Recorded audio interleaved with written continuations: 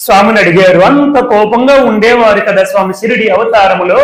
మరి ఏమిటి సత్యసాయి అవతారములో ఇంత శాంతముగా ఉన్నారు అని అడిగితే సత్యసాయి పరమాత్ముడు చెప్పారు, తల్లి వంట చేసినప్పుడు పిల్లలు గనుక ఆ వంట గదిలోనికి గనుక వెళ్తే తల్లి ఆ బిడ్డడు ఎక్కడైనా వేడి పదార్థాలు తన పైన వంపేసుకుంటాడేమని వాడికి గట్టిగా 2 కొడతాది.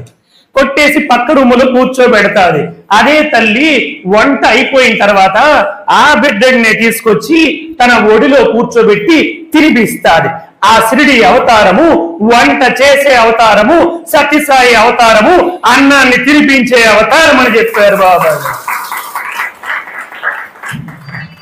భగవంతుడి గురించి మనకి భక్తి పెరగాలంటే ఆయన గురించి తెలుసుకోవాలి, ఆయన గురించి చదవాలి, ఆయన గురించి వినాలి. వినకుండా చదవకుండా మనకి ఏ విషయము కూడా తెలియదు. ఈరోజు మనం ప్రపంచంలో ఏది చూసుకున్నా మనందరం కూడా ఒక డాక్టర్ ఎలా అయ్యాడంటే అతడు చదివాడు కాబట్టి 6 సంవత్సరాల పాటు కష్టపడి చదివాడు కాబట్టి డాక్టర్ అయ్యాడు. వాళ్ళు కష్టపడి చదివారు కాబట్టి అందులో ప్రావీణ్యత సంపాదించారు, ఉద్యోగాన్ని సంపాదించారు కదా.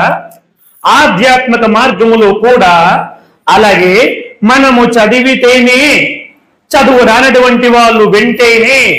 మహాత్ములు, గురువులు, పెద్దలు ఎన్నో అందించారు. అటువంటి విషయాల్ని చదివి విని తెలుసుకుంటే తప్ప భగవంతుడి కోసము తెలుసుకునే అవకాశము లేదు.